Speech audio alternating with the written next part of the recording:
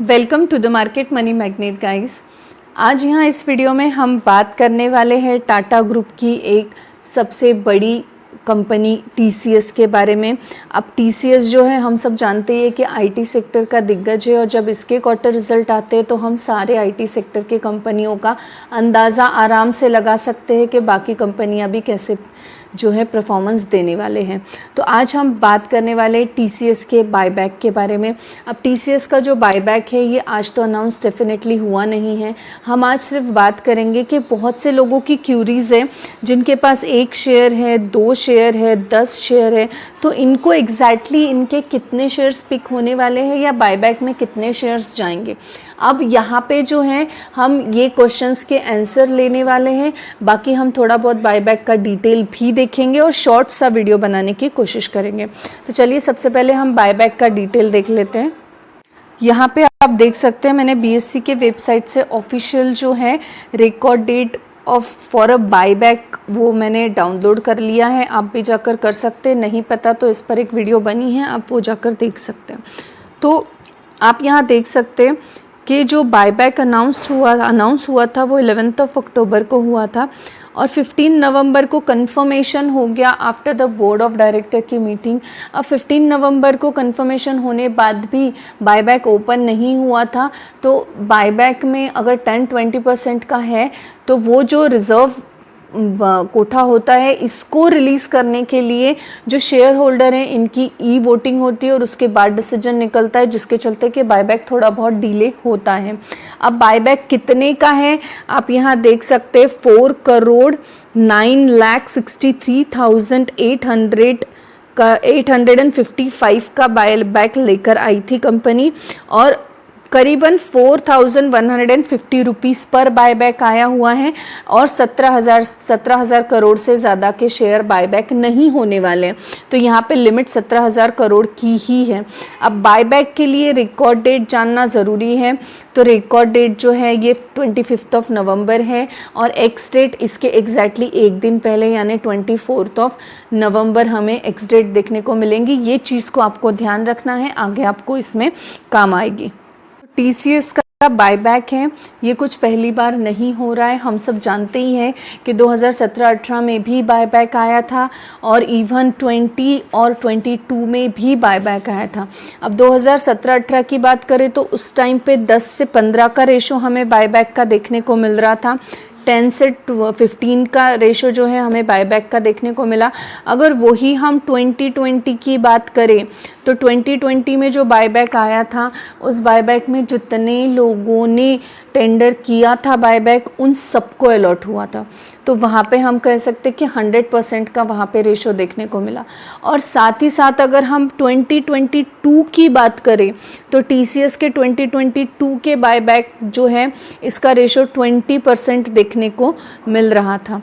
अब TCS का 20% का रेशो 2022 में था, वही 2020 की अगर हम बात करें तो वहाँ पे जो है 100% जो है जिन्होंने भी अप्लाई किए थे टेंडर सबको अलॉट हुए थे, सबके रिसीव हुए थे।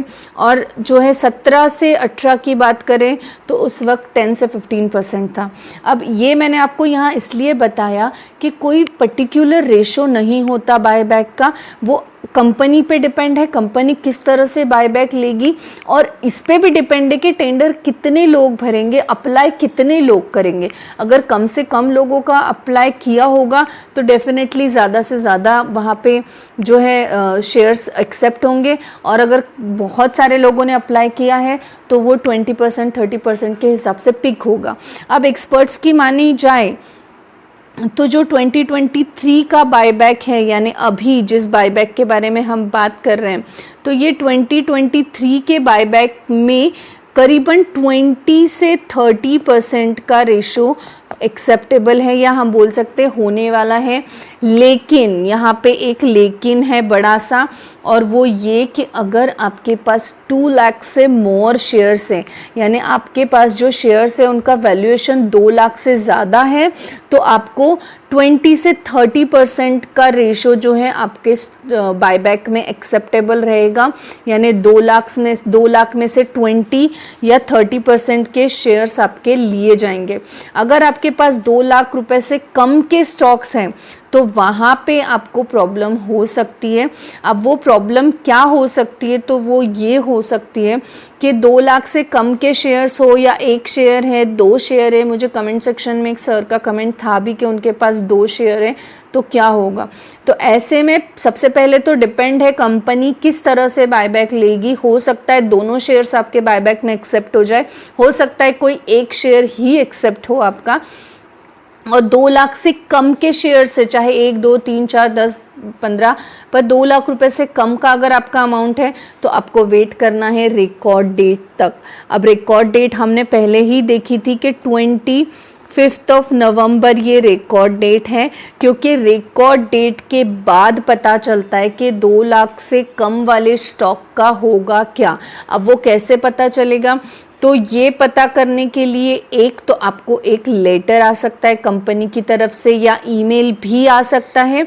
ये ईमेल या लेटर नहीं भी आया तो बीएसई के ऑफिशियल वेबसाइट पर जो है वो रेशो आपको अपलोडेड मिल जाएगा, बट वो होगा आफ्टर 25 नवंबर। तो यहाँ पे सबसे पहले तो कोई एक सिस्टमैटिक ऐसा ढांचा नहीं है कि इतना ही % का बायबैक होने वाला है। पहले बिफोर कुछ भी अनाउंसमेंट कंपनी की तरफ से नहीं होने की वजह से सभी लॉजिक लगा रहे हैं, और हम बोल सकते एक्सपर्ट्स की माने और हिस्ट्री को देखा जाए तो 20 से 30% के बिटवीन जो है ये बायबैक एक्सेप्टेबल रहने वाला है, ऐसे एक्सपर्ट्स की बोली जा रही है।